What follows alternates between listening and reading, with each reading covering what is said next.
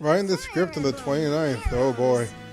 First off, let's see if we can get a border going. This looks a little awkward.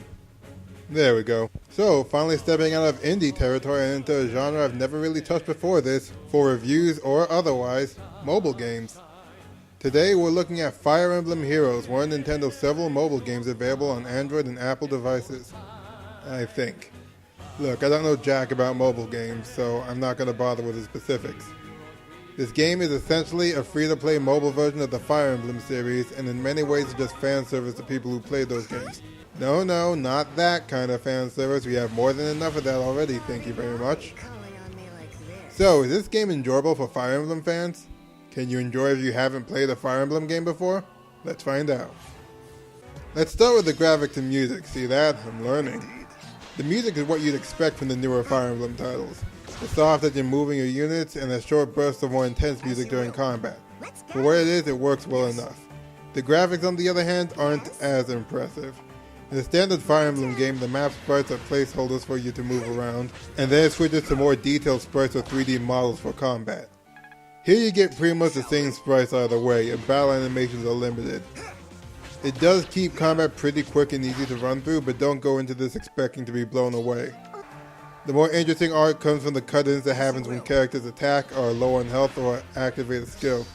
Each one is typically drawn by different artists, so the quality does admittedly vary from time to time. One of them in particular really bothers me, but I'll get to that later. Let's move on to the story, which is unfortunately the weakest part of this game. Basically, there are two empires, Asker and Emblem, which I thought were just weak puns but apparently mean something in Norse mythology if the wiki is to be believed. The royals of Asker Empire have the ability to open gates between realms, and the royals of Emblem can close them. The Embleans decide all of a sudden to just stop closing the gates to different realms and take all the warriors from within to fight for themselves as they take over. And it's your job as a faceless avatar character with a gun to shoot waifus to put them down. I might have sort of fuzzed the details towards the end there, but you get the idea. This gun isn't even brought up again after the first few mentions. It really makes me wonder why it was introduced at all. On your side are this bland dude who's not even worth the effort to make a joke about him, a character whose name I can't ever remember even though I'm probably showing it on the screen right now, and someone masquerading as Anna, as your base units and companions through what this game claims is a story. The reason I'm so negative already is because the story doesn't really progress far past go to X Fire Emblem world and defeat its main characters, rinse and repeat. If you play it at launch, the story stops at an unsatisfying cliffhanger, and it doesn't feel worth the effort of getting there. More chapters have since been added, but you still have to go through 9 chapters of a bland story before chapter 10 would even get a chance to impress. The gameplay is where things get interesting. It's easy to think of this as a watered down Fire Emblem, which is mostly accurate. You still have the standard Fire Emblem tropes, like the weapon triangle, thankfully simplified into 3 basic colors, and weapon weaknesses like flying units taking bonus damage from bows, but there's other things missing to make the battles easier. For starters, the series' famous permadeath is missing, and dead party members will be revived at the end of the battle. Battles are usually 4v4, but later maps usually start tipping the numbers in the enemy's favor. Weapon durability is gone, and units can only hold one weapon, which can be upgraded. The skill and luck stats are gone, removing critical hits and evasion. What you see is what you get when combat starts. Some characters can have skills, some are passive and give a constant buff or advantage in certain areas, some are activated like attacks that are used to reposition, heal, or buff allies. Some are activated after the unit has been in a certain number of combat rounds that can drastically increase the damage they deal or reduce the damage they receive. While the gameplay is definitely more simple than that of most other Fire Emblem games, there's still a tactical depth to this. All maps are 6x8 tiles, but there's still a good variety between them to challenge your unit movement and positioning throughout the game. Certain units can't pass through certain tiles, like mounted units in forests, and flyers can go over anything except walls. The interesting thing comes from your units, who are comprised of many different characters from Fire Emblem history. Not all the characters have been implemented yet, but more are coming in updates and events down the line. There are several ways to acquire them, the most common of which is summoning. You can summon units by using orbs, which are gained either by completing story maps for the first time, through events, login bonuses, quests, or by buying them.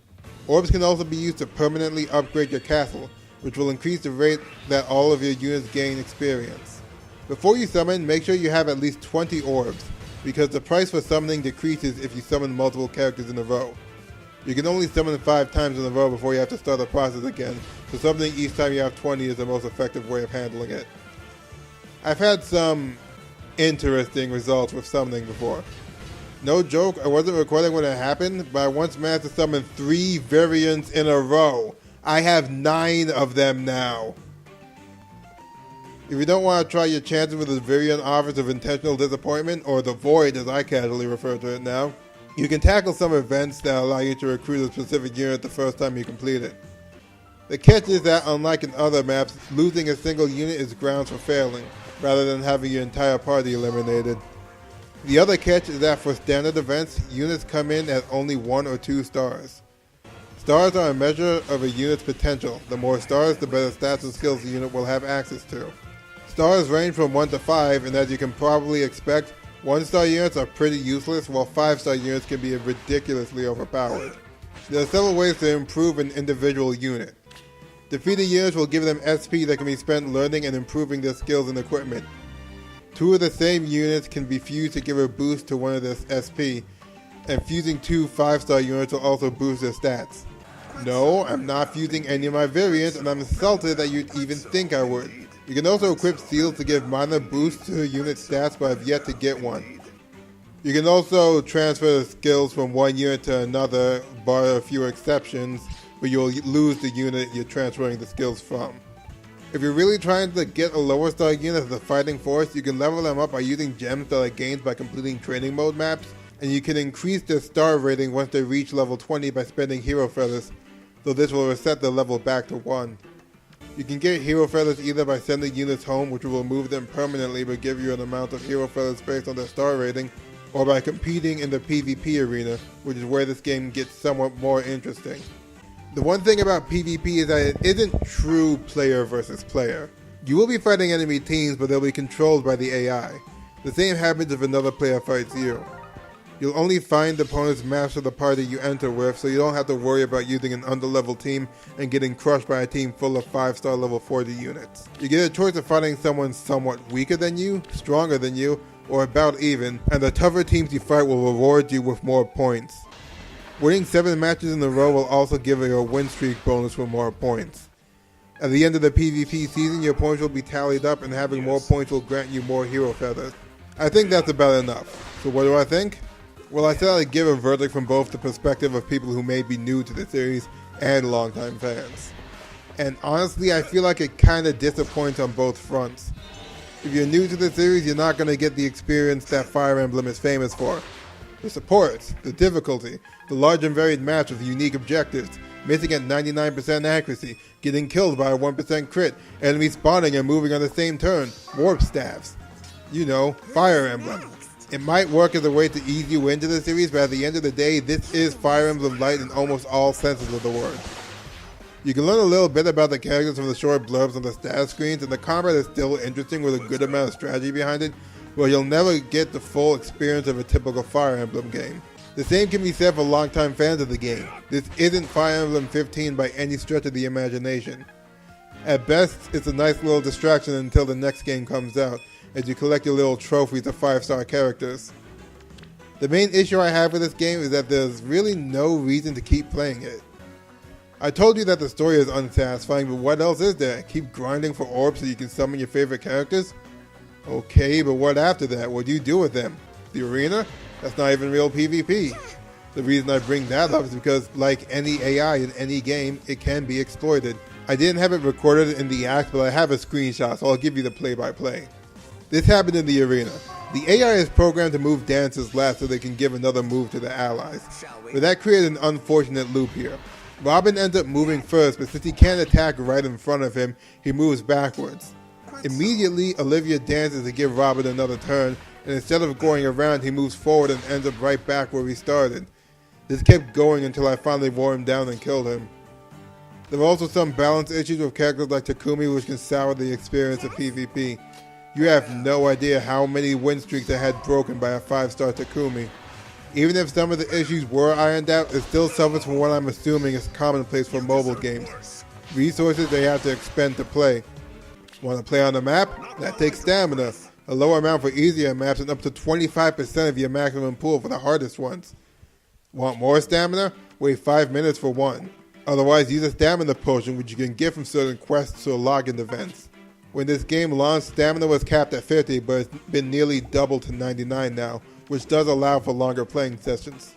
Want to fight in the arena? You need a dueling sword. You get 3 each day, and the only way to replenish them are dueling crests, which is gained the same way you gain stamina, minus the wait 5 minutes method. You will have your progression halted frequently the more you play. At first, stamina cost will be insignificant, but towards the end you might only get a few maps done in a session, which degrades the time sink factor that I think this game was trying to have. This game definitely has fun maps, but it will falter to hold your interest after a while. So for the first time, I can't recommend this game. That's kind of a hard thing to say when the game is free, but it doesn't feel like a game that you're going to get anything out of. Even I found myself running out of motivation to play this, and I've been playing since launch. It doesn't help that progression is so slow towards the end. Getting characters to level 40 is a huge investment, and giving 1 to 5 stars takes so many hero feathers that I've only managed to get one of my 4-star variants to 5 stars.